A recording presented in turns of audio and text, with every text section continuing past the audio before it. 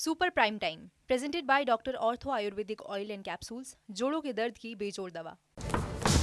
नमस्कार, टीवी9 भारतवर्ष में स्वागत है आपका। वक्त हो गया है देखने का super prime time. Super prime time यानी देश दुनिया की तमाम बड़ी और अहम खबरें अगले 1 घंटे तक लगातार, वर्ल्ड एक्सक्लूसिव न्यूज स्टोरीज और वर्ल्ड ब्रेकिंग न्यूज मेरे साथ। तो आइए करते हैं शुरुआत। एशिया में अफगानिस्तान ऐसा वाहिद मुल्क है जहां इतिहास ने 2 दशक बाद ही खुद को दोहराया है। 90 के दशक में जैसे हालात थे, आज उससे भी भयानक स्थिति है। पूरा मुल्क वॉर जोन में तब्दील हो चुका है। कई सूबों पर तालिबान का कब्जा हो चुका है और 20 प्रांत में अफगान आर्मी और तालिबान आमने सामने हैं। हाहाकारी हालात के सबूत ये हैं कि तालिबान ने अपनी कुख्यात सजा के नाम पर आम लोगों को बेरहमी से चुन चुनकर मौत के घाट उतारना शुरू कर दिया है। इस रिपोर्ट में देखिए तालिबान का वो दुर्दांत चेहरा और तालिबान के पीछे की वो ताकत जिसकी शह पर खूनी खेल खेला जा रहा है। अफगानिस्तान में करीब है लोकतंत्र की हार, जारी है क्रूर तालिबान का नरसंहार, पठानलैंड के कोने कोने में हाहाकार। 2 दशक पुराना इतिहास खुद को दोहरा रहा है। अतीत में जिस जाहिल जमात ने दबदबा कायम किया, वो वर्तमान में संघर्ष की जमीन पर इंसानियत को आजमा रहा है। काबुल की तरफ कूच कर रहे अफगान तालिबान ने बड़े बड़े शहरों को जंग के मैदान में तब्दील कर दिया है। कई प्रांतों पर कब्जा करके वहां की जमीन पर लाशें बिछा दी हैं। दहशत की फसल काटने की ख्वाहिश में तालिबानी जमीन को खून से सींच रहे हैं। अफगानिस्तान के वॉर जोन की ये तस्वीरें किसी का भी दिल दहला देंगी। आसमान में उड़ने वाले बॉम्बर तालिबान के उन ठिकानों को निशाना बनाने की कोशिश कर रहे हैं जहां नृशंस हथियारों का कब्जा है। बारूद की गंध से सने आकाश में तेजाबी धुआं महसूस किया जा रहा है। लेकिन इन तस्वीरों पर हावी कुछ तस्वीरें और भी हैं जो आपको सन्न कर देंगी। हम आपको वो तस्वीरें भी दिखाएंगे, लेकिन इसके पहले अमेरिका से हुए समझौते के बाद तालिबान ने अफगानिस्तान का क्या हाल किया है वो जानिए। खौफजदा देश, आतंक की राह, अफगानिस्तान हुआ तबाह। कंधार में छिड़ गया युद्ध, मौत का तमाशा विशुद्ध। नरसंहार कर रहा तालिबान, दर्दनाक सजा देकर ली जान। लौटा बारूदी आतंक का कहर, पड़ोसी थर्राए, सरहद पार भी डर। अफगानिस्तान को बैटल ग्राउंड बनाकर तालिबान ने जो किया, उसकी हर रिपोर्ट अब सामने आ रही है। घुटना, कंधा या कमर, चाहे जैसा हो दर्द, डॉक्टर ऑर्थो आपको देता है दर्द से पूरी आजादी, एक भरपूर जिंदगी। ये कोई टेम्परेरी पेन किलर नहीं, आयुर्वेदिक औषधि है। देश को वॉर जोन में बदलने वाले तालिबान ने दहशत के धंधे से न सिर्फ मौत बांटी है, बल्कि अफगानिस्तान के हर प्रांत पर कब्जे के लिए आतंक की फैक्ट्री लगानी भी शुरू कर दी है। इस मोर्चे पर तालिबान ने जिंदगी की कीमत इतनी ज्यादा घटा दी है कि मानवाधिकार को जवाब देने के लिए कोई गुंजाइश तक नहीं बची। जो बचा है वो सिर्फ हृदय विदारक चीखें हैं, कभी ना महसूस की जाने वाली पीड़ा है। इंसान जिसकी कल्पना भी नहीं कर सकते, तालिबान उसे शरिया कानून का लबादा उड़ाकर हकीकत में बदल रहा है। ये सजाए मौत है।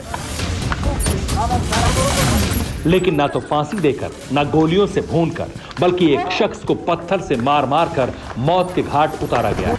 हो सकता है इस शख्स का गुनाह माफी के काबिल ना रहा हो, लेकिन इंसानियत के नाते ये शख्स रूह कपा देने वाली मौत की इस बदतर सजा का हकदार भी नहीं हो सकता। अब सोच से अलग कल्पना में बुनी गई सजा को हकीकत में बदलते देखिए। हैवान भी जिस सजा को देखकर सिहर उठे, ये वही सजा है, क्योंकि इसमें तड़पने की हर मुमकिन कोशिश है। लेकिन शर्त यह है कि सिर्फ जान नहीं जानी चाहिए। हर तस्वीर के पीछे रूह कपाने वाली अलग अलग कहानी है, लेकिन इनका मकसद एक है, दुनिया को बताना कि जल्लादों की टोली मौत से भी डरा सकती है। अफगानिस्तान में छिड़े इस युद्ध की स्थिति यह है कि न सिर्फ तालिबानी सजा आम आवाम को भुगतनी पड़ रही है, बल्कि अफगान आर्मी के जवान भी इन्हीं हालातों से जूझ रहे हैं। और इसका इंतकाम अफगानी जवान भी ठीक तालिबान के अंदाज में ही ले रहे हैं। हर तस्वीर हाहाकारी है, हर तस्वीर पुष्टि कर रही है कि अफगानिस्तान में फिर से उसी तरह युद्ध की शुरुआत हो चुकी है, जिसे अमेरिकी सेना ने मैदान में उतरने के बाद थोड़ी शांति में तब्दील किया था। तालिबान को पीछे धकेलकर सरहदी इलाकों में सिमटने को मजबूर किया था। लेकिन उस वक्त और अब फर्क इतना है कि तालिबान खुलेआम बढ़ रहा है और अमेरिका अपनी सेना को समेट रहा है। नतीजतन हालात बहुत भयावह हो गए। अफगान सेना और तालिबान में भीषण जंग चल रही है। 20 प्रांतों में दोनों में आमने सामने की टक्कर है। तालिबान लड़ाके शहरों पर बारूद और रॉकेट बरसा रहे हैं। अफगान आर्मी तालिबानी ठिकानों पर बम बरसा रही है। हालात यह है कि गजनी, तखार, हेलमंद और बागलान जैसे प्रांत इस वक्त युद्ध में हैं और तालिबान का गढ़ रहे कांधार प्रांत में बारूदी धुएं से सने बादल छाए हैं। हालांकि बढ़ते खतरे को महसूस करते हुए हजारों की तादाद में लोगों ने कंधार से पलायन शुरू कर दिया है, लेकिन तालिबान हर कदम पर अफगानिस्तान की आर्मी को चुनौती दे रहा है। नतीजतन अफगान आर्मी ने तालिबान को टारगेट कर बॉम्बर से बम बरसाने शुरू किए हैं। इसके अलावा फरियाब प्रांत के मेहमाना शहर में भी रॉकेट बरस रहे हैं और हेरात प्रांत में नाइट कर्फ्यू लगा दिया गया है। यानी कब्जा कायम करने की इस कोशिश में टकराव आमने सामने का है और लड़ाई के इस सबसे भीषण दौर से गुजर रहा है अफगानिस्तान का कंधार प्रांत, जहां तालिबान को खत्म करने की कोशिश में कई शहर कब्रिस्तान बन चुके हैं। अफगानिस्तान पर कब्जा करने के लिए तालिबान ने पूरी ताकत झोंक दी है, लेकिन इसके बावजूद कई ऐसे शहर हैं अफगानिस्तान के जहां तालिबानी फौज अब तक घुस नहीं पाई है और यही वजह है कि लड़ाई अब बेहद हाहाकारी स्थिति में पहुंच गई है। दावा यह भी किया जा रहा है कि मरने वाले तालिबानी आतंकियों की तादाद बढ़ती जा रही है और कई जिलों को तालिबान से मुक्त कराने की कोशिश है, लेकिन हालात इतनी जल्दी बदलने की उम्मीद कम है क्योंकि तालिबान के पीछे एक ताकत खड़ी है और वो ताकत चीन मानी जा रही है। कहा जा रहा है कि चीन के शय पर ही अफगानिस्तान में कत्लेआम है, जिसका सबूत है ये तस्वीरें। अफगानिस्तान में हाहाकारी हालात के बीच ये तस्वीर चौंका सकती है।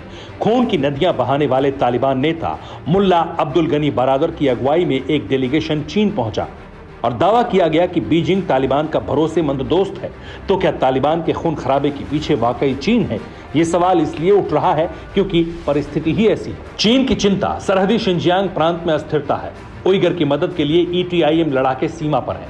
तालिबान को पक्ष में लेना चीन के लिए फायदेमंद होगा। ईस्ट तुर्किस्तान इस्लामिक मूवमेंट को तालिबान रोकेगा। अफगानिस्तान के रास्ते आने वाले खतरे से बचाव होगा। इसलिए चीन ने तालिबान नेता मुल्ला बरादर से मुलाकात के बाद तालिबान को न सिर्फ अहम सैन्य और राजनीतिक ताकत बताया, बल्कि बेहतर संबंध होने का दावा भी किया गया। मुमकिन है कि चीन ने यह कदम इसलिए उठाया हो क्योंकि तालिबान जिस तरह की जंग लड़ रहा है उसके पीछे एक बड़ी ताकत के रूप में चीन हो सकता है।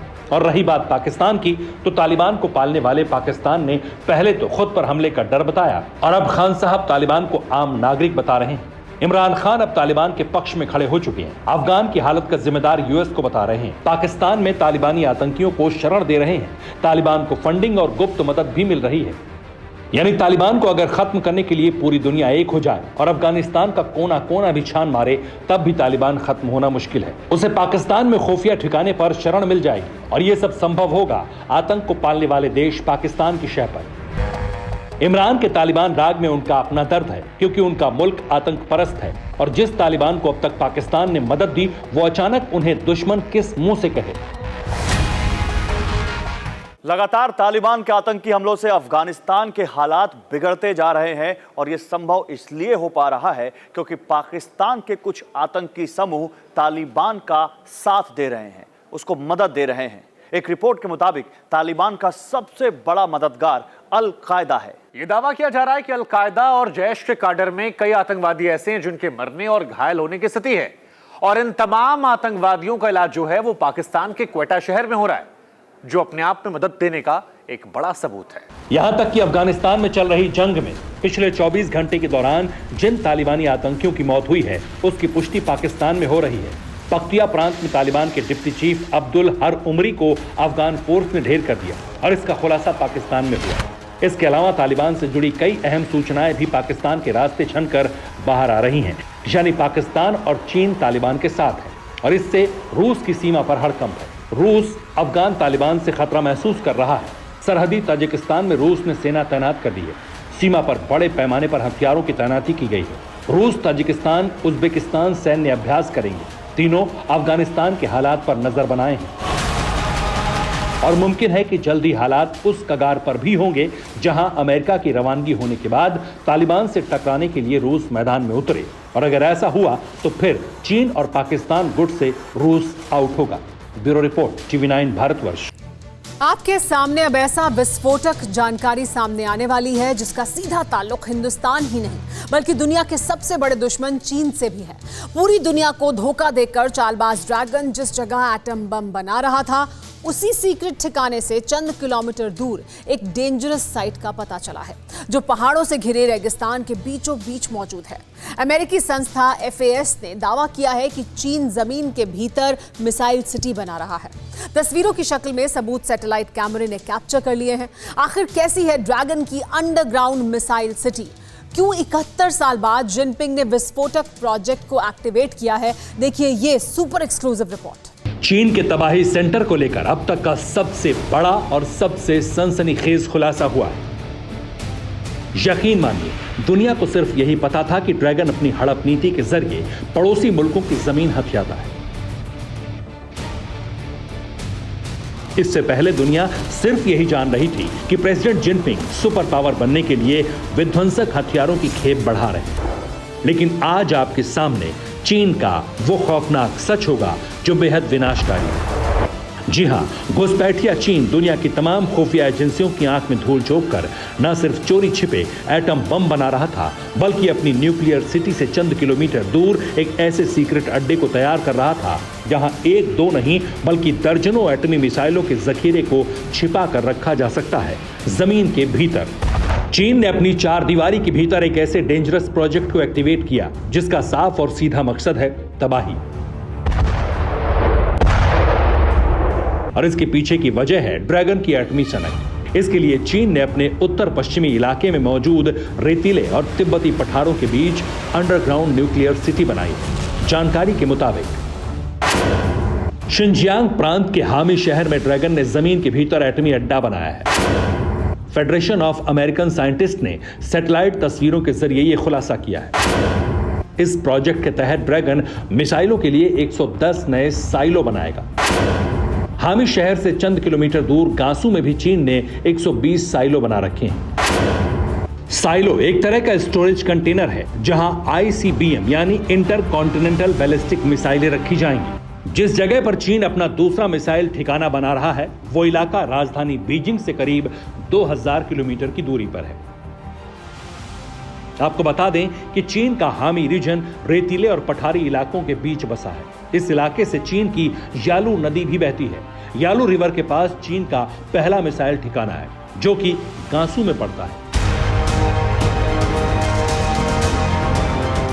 अमेरिकन रिसर्चर्स ने यह भी दावा किया है कि ड्रैगन के इस एटमी प्रोजेक्ट को एक्टिव करने की वजह है अमेरिका और हिंदुस्तान, क्योंकि LAC से लेकर साउथ चाइना सी तक ड्रैगन की घेरेबंदी हो चुकी है। ग्लोबल विलेन का फुल एंड फाइनल करने के लिए सुपर पावर अमेरिका और शक्तिशाली भारत पूरी तरह तैयार है। घुटना, कंधा या कमर, चाहे जैसा हो दर्द, डॉक्टर ऑर्थो आपको देता है दर्द से पूरी आजादी, एक भरपूर जिंदगी। ये कोई टेम्परेरी पेन किलर नहीं, आयुर्वेदिक औषधि है।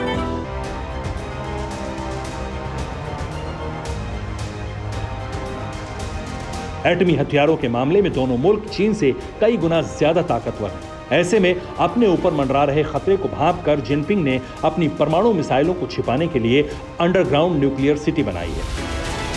आपको बता दें कि गांसू में चीन का परमाणु सेंटर भी मौजूद है। यहां सिर्फ और सिर्फ एटम बम बनाए जाते हैं।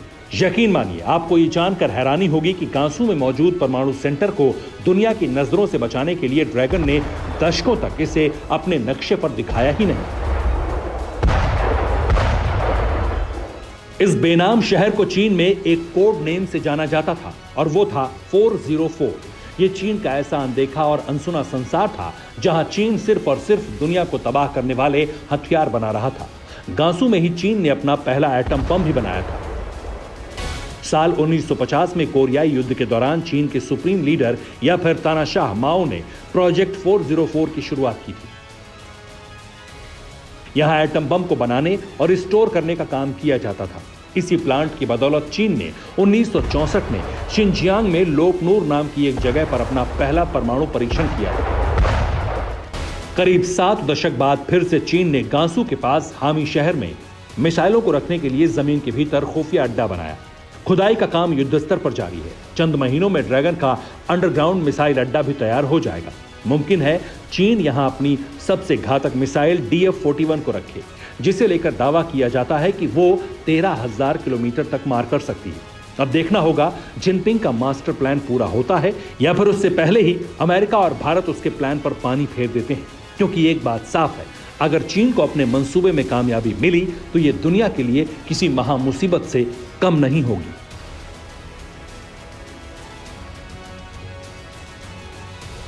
Bureau report, TV9 Bharatvarsh. चीन का पाकिस्तान में अघोषित कब्जा है। चीन ने इस्लामाबाद, कराची, बलूचिस्तान जैसे शहरों में बड़ी फैक्ट्रियां खोल रखी हैं। सभी उद्योग धंधों पर ड्रैगन हावी है। चीन पाकिस्तान आर्थिक गलियारे के बहाने जिनपिंग एंड कंपनी ने आधे पाकिस्तान को हड़प रखा है। लेकिन चीन को अब पाकिस्तान में चुनौती मिलने लगी है। पाकिस्तान में चीनी इंजीनियरों को गोलियों से भूना जा रहा है। चाइनीज इंजीनियरों को बम ब्लास्ट में उड़ाया जा रहा है। चीनी नागरिकों पर टेररलैंड में सीरियल अटैक हो रहे हैं। पाकिस्तान में अपने लोगों के बेमौत मारे जाने से चीन भड़क उठा है। आखिर वो कौन हैं जिन्होंने पाकिस्तान और चीन दोनों की धज्जियां उड़ा रखी हैं? वर्ल्ड एक्सक्लूसिव रिपोर्ट में देखिए, कराची में अटैक से बीजिंग में खलबली क्यों मची है। चीन के आयरन ब्रदर का विश्वासघात, कराची में ड्रैगन पर फिर खूनी हमला, चीनी इंजीनियर पर ताबड़तोड़ फायरिंग, पाकिस्तान में गोलियों से भूने जा रहे हैं चीन, टेररलैंड में ड्रैगन की जान का दुश्मन कौन, कराची में चीनी नागरिक को घेर कर गोलियां बरसाई गई, हाईटेक मशीन गन से हमलावरों ने चीन के इंजीनियर्स की गाड़ी गोलियों से छलनी कर डाली। अटैक में चीन का एक इंजीनियर खून से सन गया। हमला इतना सुनियोजित ढंग से किया गया कि शूटर्स की भनक तक किसी को नहीं लगी। सरेराह चीनी नागरिकों पर बारूद बरसाकर शूटर फरार हो गए।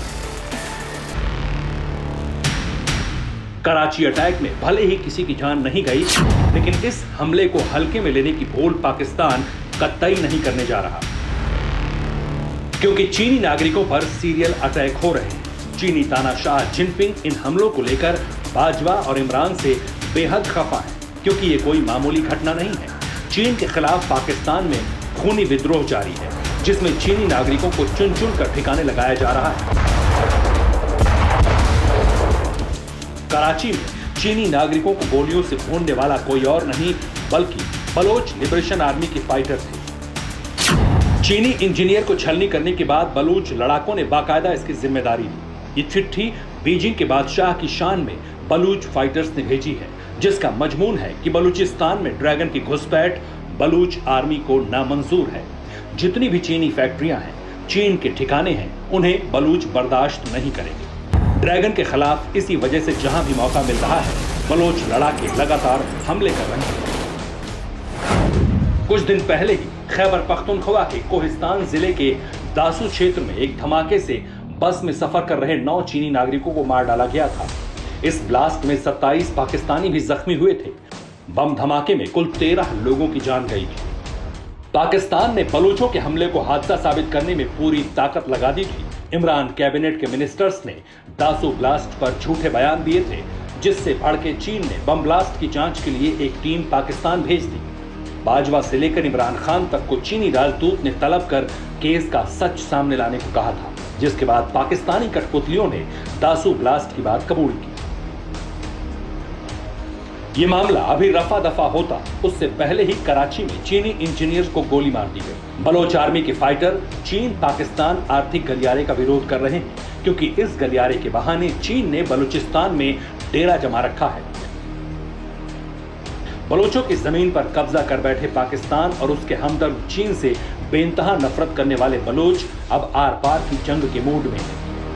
वैसे आपको बता दें कि बलोच सोल्जर चीनी नागरिकों को साल 2018 से टारगेट कर रहे हैं। बलोचों ने चीनियों पर पहला बड़ा हमला नवंबर 2018 में किया था। कराची में चीन के वाणिज्यिक दूतावास में घुसकर बलोच फाइटर ने 4 चीनी राजदूतों को मार डाला था। बलोचों के इस हमले ने इस्लामाबाद से बीजिंग तक खलबली मचा दी थी।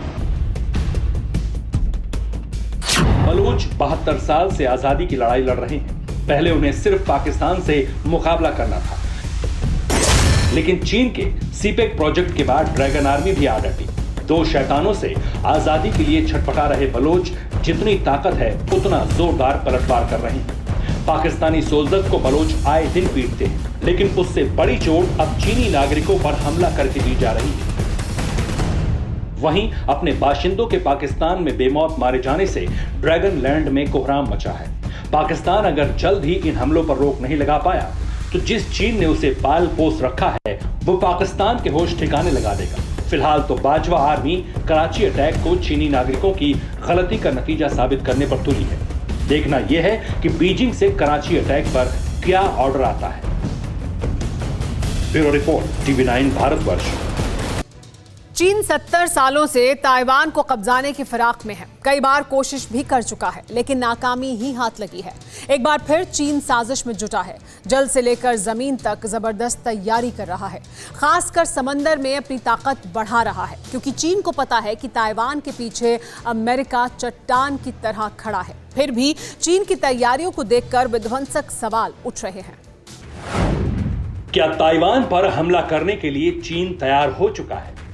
क्या ताइवान पर जल जमीन दोनों से प्रहार करेगा चीन? क्या चीन अपने दुश्मन ताइवान के लिए विनाशकारी बन चुका है? चीन और ताइवान के रिश्तों में तल्खी के बीच आशंकाओं में लिपटे ये सवाल यूं ही नहीं उठ रहे। यूं ही नहीं ड्रैगन के विध्वंसक प्लान की भविष्यवाणी की जा रही है। इसकी वजह है शी जिनपिंग की जहरीली साजिश। बीजिंग का विस्तारवादी बादशाह ताइवान को कब्जाने के लिए सबसे घातक प्लान पर लगातार आगे बढ़ रहा है। विशेषज्ञ बताते हैं कि चीन की नौसेना अपनी शक्ति में इस कदर इजाफा कर रही है कि वो एक ही झटके में ताइवान पर कब्जा कर ले। अब जरा समझिए ड्रैगन की प्लानिंग क्या है। चीन के अध्यक्ष शी जिनपिंग के नेतृत्व में चीन की सेना अपनी जल और थल की क्षमता में भारी बढ़ोतरी के साथ साथ शक्ति प्रोजेक्ट में और सुधार कर रही है। पीएलए नेवी ने पहले ही 40,000 टन के टाइप 075 लैंडिंग हेलीकॉप्टर डॉग जहाजों को अपने बेड़े में शामिल कर लिया है। माना जा रहा है एक और विशालकाय जहाज भी जल्द ही पीएलए के बेड़े में शामिल होने जा रहा है।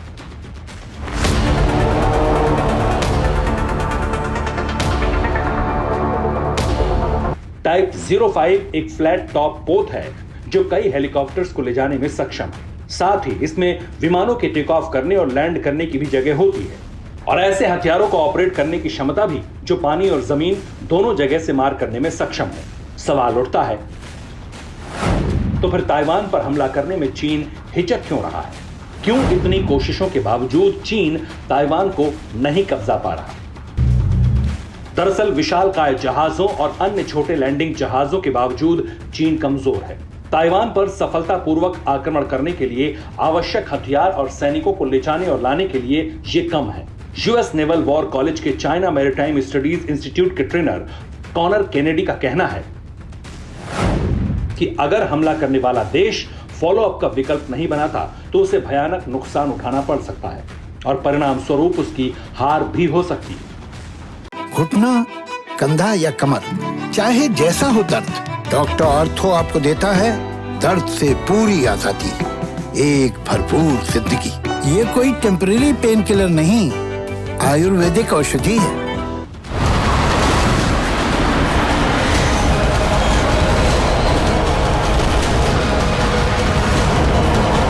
अब चीन इसी पर ध्यान दे रहा है। चीन ताइवान तक अपनी सेना को जलमार्ग से पहुंचाने और सेना को बैकअप पावर देने के लिए भी काफी तेजी से तैयारी कर रहा है। अमेरिकी रक्षा विभाग की 2020 की चीन सैन्य शक्ति रिपोर्ट में जिक्र किया गया है कि चीन की सेना ऐसे विकल्पों पर ध्यान दे रही है जिससे जमीन और पानी दोनों जगहों से लड़ा जा सके। जानकारों की माने तो अपने लड़ाकू जहाजों तक सुविधाएं पहुंचाने के लिए चीन अपने व्यापारिक जहाजों का भी इस्तेमाल कर सकता है। दूसरी बात यह है कि चीन ने अपने व्यापारिक जहाजों का निर्माण भी लड़ाकू जहाजों की तरह ही किया हुआ है। चीन ने अपने व्यापारिक जहाजों का डिजाइन भी लड़ाकू जहाजों की तरह ही बनाया है। लिहाजा चीन के व्यापारिक जहाज किसी युद्ध की स्थिति में पीएलए की नौसेना की मदद करने में सक्षम साबित हो सकते हैं। आपको बता दें 6 जून 1994 को चीन ने 7,000 जहाजों को ताइवान भेज दिया था, जिसमें 1213 लड़ाकू जहाज, 4,126 लैंडिंग जहाज, 736 सहायता पहुंचाने वाले जहाज, 864 व्यापारी जहाजों को नॉर्मैंडी में उतार दिया गया था। लेकिन अब स्थिति बदल गई है और अब इतनी बड़ी तादाद में लड़ाकू जहाजों को भेजना काफी खतरनाक साबित हो सकता है। क्योंकि अब ताइवान खुद भी शक्तिशाली है और दूसरा उसके पीछे अमेरिका और जापान भी चट्टान की तरह खड़े हैं। ऐसे में चीन अगर ताइवान पर हमला करने में जल्दबाजी करता है तो न सिर्फ वो बुरी तरह हारेगा बल्कि उसकी नौसेना बर्बाद हो जाएगी। ताइवान को कब्जाने की उसकी मंशा धरी की धरी रह जाएगी। इसलिए चीन ताइवान पर हमला करने में अभी हिचक रहा है। चीन फिलहाल अपनी तैयारी को और ज्यादा पुख्ता कर रहा है। Bureau report, TV9 Bharatvarsh. अब एक ऐसी खबर जिसकी सरहद पार जोरदार चर्चा है। चर्चा है कि इमरान खान पीओके को बेचने की तैयारी कर रहे हैं। वायरस की तरह सोशल मीडिया पर यह खबर ऐसे वक्त में फैल रही है जबकि पीओके में चुनाव हुआ है। पीओके में इमरान खान की पार्टी की सरकार बनने जा रही है और इस सब के बीच ब्यूक्स विद्रोह की आवाज बुलंद हो रही है। लोग सड़क पर उतरकर सरकार के खिलाफ नारेबाजी कर रहे हैं। कब्जे वाले कश्मीर को फिर से हिंदुस्तान में शामिल करने की मांग कर रहे हैं।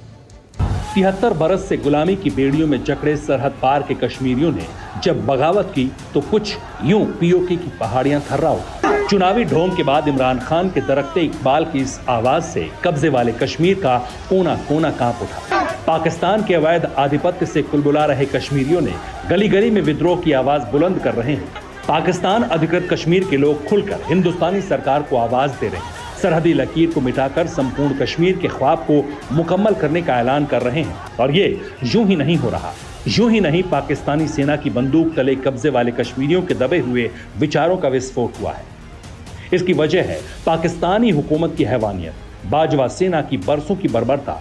लेकिन इस बार जब चुनाव के नाम पर नियाजी की धांधली की अति हो गई तो लोगों का आक्रोश आसमान छूने लगा।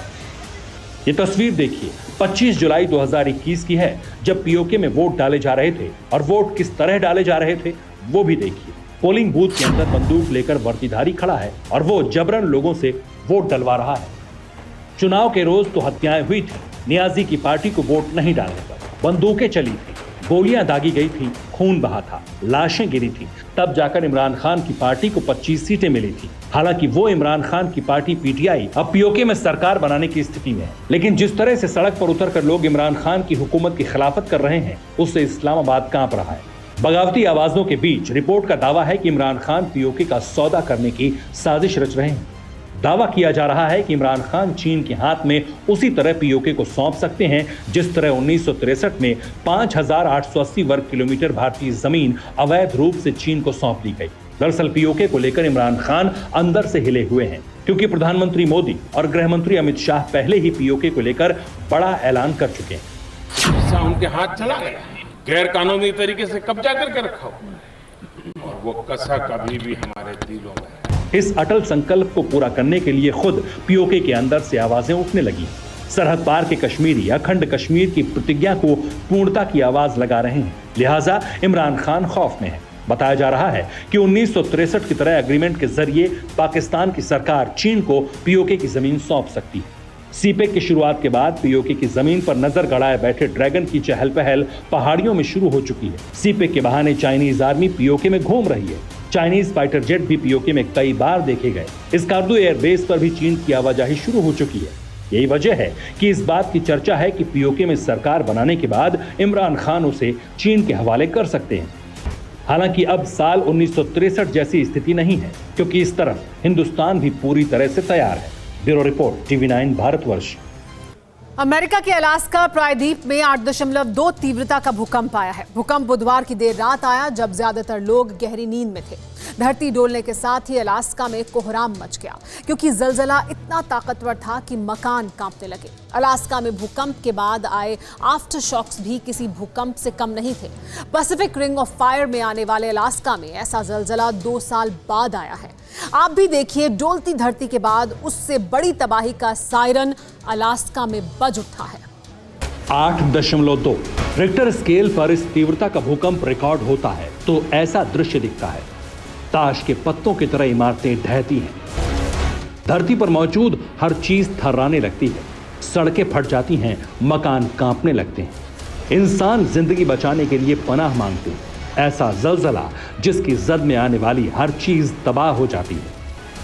अमेरिका के अलास्का में 8.2 तीव्रता का भूचाल बुधवार की रात आया।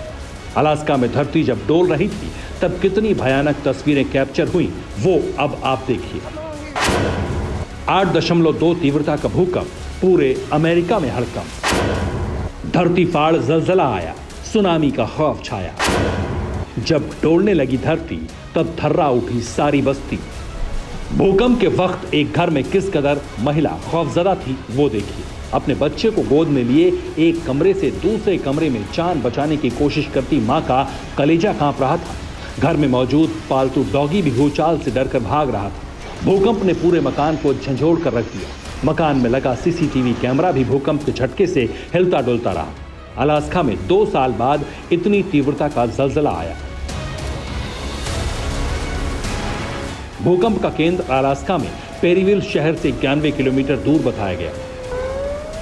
शहर से इतनी दूर हुई धरती के नीचे हलचल ने जब अलास्का को दहला दिया तो भूकंप की विनाश लीला समझना मुश्किल नहीं। रात 10:15 पर आए भूकंप के बाद पूरे अलास्का में सुनामी का अलर्ट जारी कर दिया गया। समंदर किनारे सभी इलाकों में सायरन बजाकर सुनामी की चेतावनी दी गई। सुनामी का अलर्ट सफर कर रहे मुसाफिरों को भी दिया गया, जिसके बाद पूरे अलास्का में दहशत फैल गई। यूएसजीएस की रिपोर्ट के मुताबिक इतने पावरफुल भूकंप के बाद आफ्टर शॉक भी महसूस किए गए। भूकंप आने के बाद वाले झटके भी किसी भूकंप से कम नहीं थे। पहले आफ्टर शॉक की तीव्रता रिक्टर स्केल पर 6.2 और दूसरी तीव्रता 5.6 रही। अलास्का में भूकंप से जानमाल के नुकसान का आकलन अभी किया जा रहा है।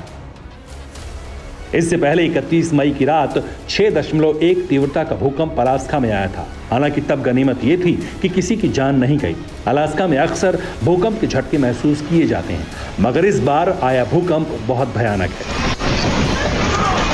रिक्टर स्केल पर मापा गया 8.2 तीव्रता का भूकंप महाविनाशकारी होता है। इसका अंदाजा आप नेपाल में आए 7.1 तीव्रता के भूकंप से लगा सकते हैं। साल 2015 में नेपाल में अलास्का से कम ताकतवर भूकंप आया था, लेकिन वो तबाही मची जिससे पूरी दुनिया दहल गई थी। 7.1 तीव्रता के भूकंप ने जब शहर के शहर शमशान बना दिए थे, तब 8.2 की ताकत वाला क्या कर सकता है, इसकी कल्पना भी रूह कपा देती है। Bureau report, TV9 Bharatvarsh.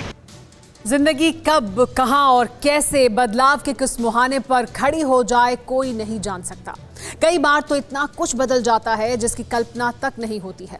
इसे सकारात्मक रूप में किस्मत पलटना या चमकना कहा जाता है और नकारात्मक रूप में बदकिस्मती कहा जाता है। लेकिन इस खबर में बदलाव खुशकिस्मती के पैमाने पर मापा जाएगा, क्योंकि जिस शख्स की जिंदगी बदली है वो पूरी दुनिया में सुर्खियां बटोर रहा है। कौन है वो शख्स और ऐसा क्या हुआ उसके जीवन में बदलाव, देखिए रिपोर्ट। किसकी किस्मत में क्या लिखा है किसी को नहीं पता, बस वक्त वक्त की बात है।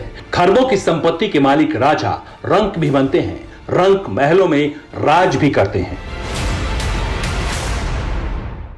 किस्मत पलटना या बदलना जैसी उपमा आपने सुनी होगी, उदाहरण भी देखे होंगे। हालांकि वो स्तर क्या था ये सिर्फ आपको पता है, लेकिन अब एक ऐसा उदाहरण मिला है जो सदियों तक किस्मत पलटने की मिसाल बना रहेगा। घटना हिंदुस्तान के दक्षिणी छोर पर बसे पड़ोसी देश श्रीलंका की है, जहां एक परिवार की किस्मत चमकी और रातों रात वो परिवार श्रीलंका के दौलतमंद परिवारों में शुमार हो गया। आखिर कैसे घटी ये घटना जिसने एक परिवार को श्रीलंका के अमीर परिवारों में शामिल किया, इसे विस्तार से समझिए। श्रीलंका के रतनपुरा के रहने वाले एक शख्स ने अपने घर के पीछे कुएं की जरूरत महसूस की, इसलिए कुएं की खुदाई शुरू हुई। लेकिन कुछ ही फीट खुदाई होने के बाद खुदाई करने वाले एक शख्स को दुर्लभ पत्थर मिला और इस दुर्लभ पत्थर को लेकर जो खुलासा हुआ उसने सबको हैरान कर दिया। खुदाई में मिले पत्थरों की पहचान नीलम रत्न के रूप में हुई। रत्न की जानकारी national gem and jewellery authority को मिली। घर के मालिक की अनुमति से अथॉरिटी ने खुदाई शुरू करवाई। कुएं में खुदाई के दौरान नीलम रत्न का विशाल क्लस्टर मिला। यह क्लस्टर इतना बड़ा है कि इसे देखने वालों की आंखें चौंधिया गईं। और जब इस नीलम के विशाल क्लस्टर का मेजरमेंट और वेट हुआ तो उस शख्स की किस्मत ही चमक गई। जिसकी जमीन पर कुएं की खुदाई करवाई जा रही थी वो शख्स अचानक अरबपति बन गया। आखिर कितना है नीलम का ये क्लस्टर, इसकी कीमत जानने से पहले आप अनुमान के समंदर में गोते लगाइए। नीलम के इस क्लस्टर का वजन 510 किलोग्राम है। ये पूरा रत्न 25 लाख कैरेट का है। इसकी लंबाई 100 सेंटीमीटर, चौड़ाई 72 सेंटीमीटर और ऊंचाई 50 सेंटीमीटर है। और अगर आप अब भी इस नीलम के क्लस्टर की अंतरराष्ट्रीय कीमत का अनुमान नहीं लगा पा रहे तो इसमें हम आपकी मदद कर देते हैं। इस विशालकाय नीलम रत्न की अंतरराष्ट्रीय मार्केट में कीमत है 10 करोड़ डॉलर, यानी 7 अरब 43 करोड़ 75 लाख 15 हजार रुपए। अगर इस रकम को सुनकर आपका दिमाग चकरा रहा है तो इसे सीधे सीधे राउंड फिगर में 800 करोड़ रुपए से कुछ कम मान लीजिए और यह कीमत रतनपुरा के रहने वाले उसी गामेज नाम के शख्स को मिलेगी जिसके घर में खुदाई के दौरान यह रत्न मिला है। हालांकि गामेज का परिवार 3 पीढ़ियों से रत्न का कारोबार कर रहा है, इसलिए उनके परिवार को गरीब नहीं कहा जा सकता, लेकिन करीब 800 करोड़ रुपए का नीलम मिलने से अब वो श्रीलंका के नामी रईसों में शुमार हो चुके हैं। Bureau report, TV9 Bharatvarsh. कुदरत के रौद्र रूप को देखकर इंसान सन्न है। कहीं बादल फट रहे हैं, कहीं मूसलाधार बारिश के बाद आई बाढ़ कहर बरपा रही है, तो कहीं उफनती नदी सब कुछ तबाह करने पर आमादा है। ऊंचे पहाड़ हो या फिर मैदानी इलाका, हर तरफ भय और खौफ पसरा है। आखिर क्यों बाढ़ में फंस गया है देश? क्या है इंडिया की ताजा फ्लड रिपोर्ट? आप खुद देखिए।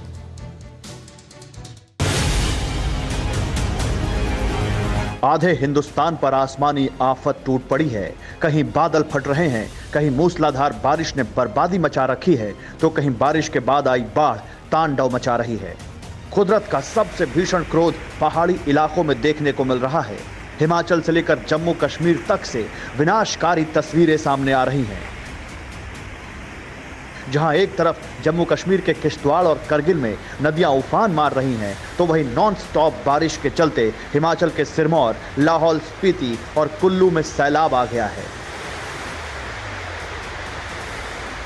ये तस्वीरें गांदरबल की हैं, जहां अमरनाथ गुफा के पास ही बादल फटा। क्लाउड बर्स्ट की सन्न कर देने वाली तस्वीरें कैमरे में भी कैद हुई। आप देखिए कैसे बादल फटने के बाद पहाड़ों से मलबा सैलाब के साथ बहकर आ रहा है। कहाँ पानी है? क्लाउड बर्स्ट हुआ ऊपर। इधर आयो। ठीक इसी तरह हिमाचल के कुल्लू में भी बादल फटा।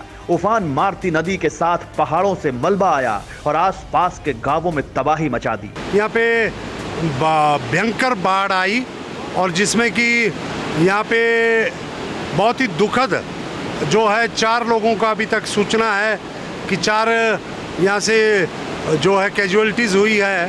फ्लड जोरों से था, ज़्यादा पानी बहुत ही ज़्यादा था, लकड़ी पत्थर मटेरियल बहुत ज़्यादा आ रहा था उसमें। इसलिए मेरा बहू और पोता वो भी बह गए उसमें। मैंने कोशिश की पकड़ने की लेकिन नहीं पकड़ पाया। ब्रह्म गंगा नदी ने अपने रास्ते में आई हर चीज को तहस नहस कर दिया। नदी के पास मौजूद मकान, मंदिर सब कुछ टूट गया। घरों में नदी के साथ आया मलबा घुस गया। अभी भी इलाके के लोग दहशत में हैं क्योंकि उफनती नदी का बहाव अभी भी तेज है। आपको बता दें कि बीते कई दिनों से हिमाचल में आसमानी आफत दस्तक दे रही है। लाहौल स्पीति, कुल्लू और किन्नौर में बादल फटने की घटनाएं हो चुकी हैं, जबकि भूस्खलन के चलते हिमाचल के कई जिले प्रभावित हुए हैं। जम्मू कश्मीर और लद्दाख में बादल फट रहे हैं तो नदियां भी उफान पर हैं। बाढ़ और सैलाब की वजह से किश्तवाड़ से लेकर अखनूर तक हाहाकार मचा हुआ है। जम्मू कश्मीर में चिनाब नदी उफान पर है। चिनाब का पानी खतरे के निशान को पार कर गया है। लोगों को अलर्ट रहने की चेतावनी दी जा रही है। अखनूर में चिनाब नदी के किनारों पर हाहाकारी सैलाब का तांडव नजर आ रहा है। नदी के किनारे पर मौजूद मंदिरों में पानी भर गया है। लोगों से इलाका खाली कराया जा रहा है। सुरक्षित जगहों पर भेजने की तैयारी की जा रही है। खतरे को देखते हुए पुलिस के साथ रेस्क्यू टीमें भी तैनात कर दी गई हैं। राहत और बचाव दल हालात पर लगातार नजर बनाए हुए है। राजस्थान के सीकर, उत्तराखंड के मसूरी, महाराष्ट्र के सांगली, मध्य प्रदेश के श्योपुर, यहां भी बाढ़ की विनाश लीला दिखाई दे रही है। वहीं पश्चिमी यूपी में राप्ती नदी विकराल रूप धारण कर चुकी है। लगातार कटान बढ़ रहा है। सैकड़ों बीघा जमीन नदी के कटान में बह चुकी है। अगर हालात ऐसे ही बने रहे, अगर ऐसे ही बारिश और बादल फटने की घटनाएं सामने आई तो मंजर और भी भयावह हो सकता है। झारखंड के धनबाद में सड़क हादसे में एक जिला जज की मौत के बाद पुलिस ने 3 आरोपियों को गिरफ्तार किया है। जज उत्तम आनंद कई गैंगस्टर के मामलों की सुनवाई कर रहे थे। 3 दिन पहले ही उन्होंने एक गैंगस्टर के गुर्गे की जमानत अर्जी खारिज की थी। इसलिए आशंका जताई जा रही है कि अपराधियों ने जज की हत्या सुनियोजित ढंग से करवा दी। कोयलांचल में जज की मौत का गहरा राज क्या है, देखिए इस रिपोर्ट में। तारीख 28 जुलाई 2021, वक्त सुबह 5:08, जगह रणधीर वर्मा चौक, धनबाद। भोर का पहर, सुनसान सड़क, न राहगीर न गाड़ी। सड़क किनारे एक आदमी चहल कदमी करते दिखा। अचानक सीन में एक ऑटो आया। ऑटो ड्राइवर ने स्टीयरिंग घुमाया, लेन बदली और मॉर्निंग वॉक कर रहे शख्स को कुचलकर भाग निकला। पहली नजर में इसे जिसने देखा उसे हादसा लगा, लेकिन जैसे ही मृतक की पहचान उजागर हुई, पूरे धनबाद में खलबली मच गई। सरे राह ऑटो से एक जज को रौंदा गया था, जिनका नाम उत्तम आनंद था। वो झारखंड के धनबाद में अतिरिक्त जिला एवं सत्र न्यायाधीश थे। जज को टक्कर मारने की तस्वीरें सीसीटीवी कैमरे में कैद हो गई, जिसमें साफ दिखाई दिया कि ऑटो ड्राइवर ने लेन बदलकर मॉर्निंग वॉक कर रहे जज को अपनी चपेट में ले लिया और फिर सीधी लेन में आकर फरार हो गया। बाद में ये ऑटो एक पेट्रोल पंप पर तेल भराने के लिए रुका। जज उत्तम आनंद के परिवार ने सीसीटीवी तस्वीरें देखने के बाद इसे सुनियोजित हत्या की साजिश बताया। हमारा मांग क्या है? हमारा मांग है यही कि सीबीआई से जांच हो और जो है ये न्यायाधीश नियुक्त करके उनसे जांच कराया जाए। घटना से संबंधित जो विभिन्न पहलू है उनका सखोल और बारीकी से अनुसंधान किया जाएगा और जो भी आगे फैक्ट्स आएंगे उसके हिसाब से अग्रतर कार्रवाई इसमें की जाएगी।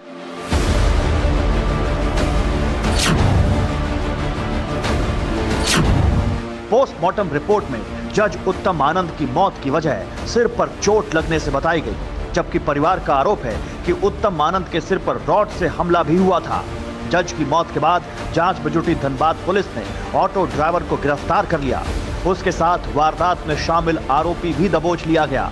ऑटो ड्राइवर ने पुलिस पूछताछ में गुनाह कबूल भी कर लिया, लेकिन उत्तम आनंद की डेथ मिस्ट्री पूरी तरह सुलझ गई। पुलिस ऐसा नहीं मान रही।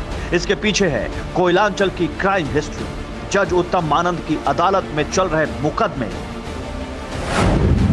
उत्तम आनंद की कोर्ट में कई बड़े केस की सुनवाई चल रही थी। इसमें सिंह मेंशन के करीबी रंजय सिंह का हत्याकांड भी है। उत्तर प्रदेश के शूटर अभिनव प्रताप सिंह के मामले की सुनवाई जज उत्तम आनंद की कोर्ट में हो रही थी। जेल में बंद दर्जनों हत्याकांड में संलिप्त गैंगस्टर अमन सिंह के केस की सुनवाई भी उत्तम आनंद की कोर्ट में चल रही थी। उत्तम आनंद ने 3 दिन पहले ही शूटर अमन सिंह के शागिर्द की जमानत याचिका खारिज कर दी थी, यानी उनके दुश्मनों की फेहरिस्त लंबी थी। जज उत्तम आनंद कई गैंगस्टर के टारगेट पर थे। बोकारो से ट्रांसफर होकर धनबाद आने के बाद से उत्तम आनंद की अदालत में खूंखार गैंगस्टर के केस चल रहे थे। इन मुकदमों में कुछ राजनीतिक हस्तियों के नाम भी जुड़े हैं। ऐसे में जज उत्तम आनंद की मौत को जल्दबाजी में हादसा करार देने से पुलिस भी बच रही है। Bureau report, TV9 Bharatvarsh. फिक्र आपकी, सोमवार से शुक्रवार रात 9 बजे सिर्फ TV9 भारतवर्ष पर।